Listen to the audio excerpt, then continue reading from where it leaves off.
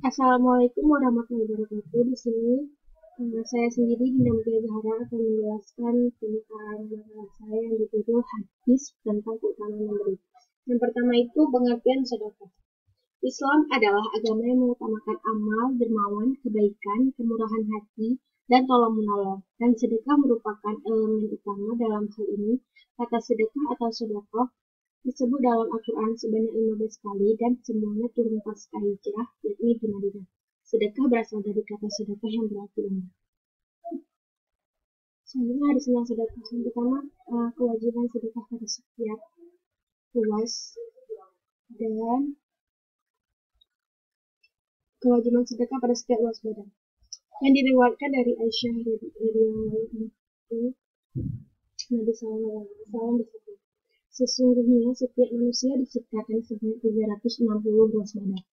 Maka, barang siapa mengucapkan Allahu Akbar, memuji Allah, atau mengucapkan Alhamdulillah, membaca tahlil kepada Allah, mengucapkan La ilaha illallah, menyucikan Allah atau mengucapkan Subhanallah, memohon ampun kepada Allah, mengucapkan Astagfirullah, menyentuhkan batu, duri, atau tulang dari jalan, yang biasa dilakukan oleh orang, dan beramar ma'ruf untuk bernahi munkar sebanyak 360 ruas badannya.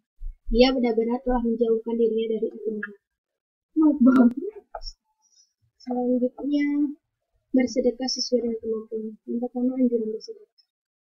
Yang kedua, ayat Al-Quran tentang sedekah. Agama Islam menganjurkan para penganutnya untuk berlomba-lomba bersedekah dan membelanjakan harta untuk amal sosial. Rasa solidaritas dan gotong royong dipupuk dan ditanamkan dalam hati dan jiwa kaum muslimin melalui ayat Al-Quran dan hadis. Ayat Al-Quran tentang sedekah.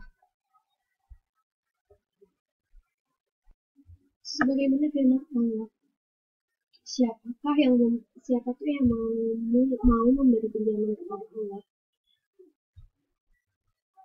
pinjaman yang baik, menafkahkan hartanya di jalan Allah, maka Allah akan melipat gandakan pembayaran kepadanya dengan lipat ganda yang banyak, dan Allah memimpikan dan melampaukan rezeki kepadanya, dan kepadanya lah kamu kembalikan.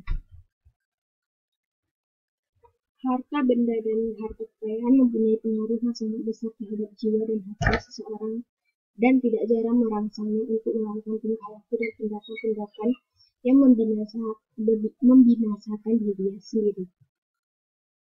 Maka untuk menepuskan cinta yang berlebihan kepada harta kekayaan, Allah melatih hamba-hambanya agar beramal sosial dan melakukan kebaktian dengan harta bendanya.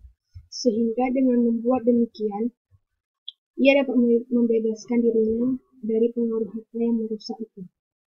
Macam-macam sedekah. Yang pertama, sedekah.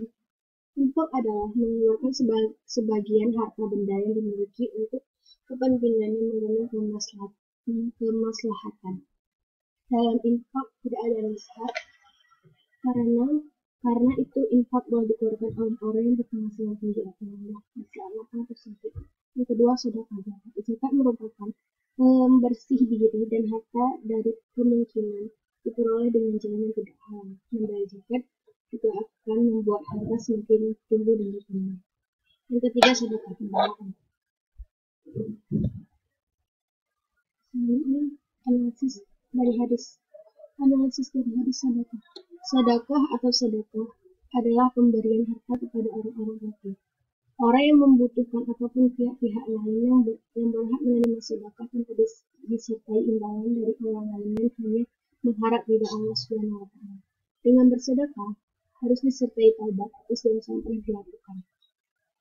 Tidak sebagaimana yang dilakukan sebagian orang yang sengaja bermaksiat seperti korupsi, memakan riba, mencuri, berbuat curang, mengambil harta anak yatim, dan sebelum melakukan hal-hal ini ia sudah merencanakan untuk bersedekah setelahnya agar impas tidak berdosa.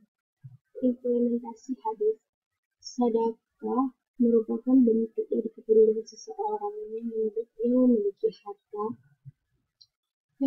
harta lebih dari sebagian dari harta tersebut memberikan kepada orang yang lebih membutuhkan atau kurang mampu. Jadi kesimpulan dari makalah saya, Menurut pengertian istilah syariat, sedekah berarti segala pemberian amal dharma di jalan Allah. Adapun hadis tentang sedekah di dalamnya kewajiban sedekah pada setiap luas badan, anjuran bersedekah dan bersedekah sesuai kemampuan. Sekian presentasi saya. Assalamualaikum warahmatullahi wabarakatuh.